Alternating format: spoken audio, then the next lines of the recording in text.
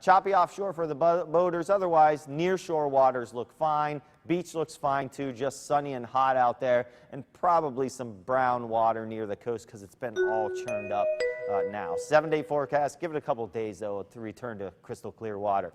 Temperatures in the 80s, except for tomorrow will be the hottest day in the 90s, and also very humid. Pick up the wind too all through next week, and look for maybe a coastal beach erosion week next week with a hard onshore wind all week.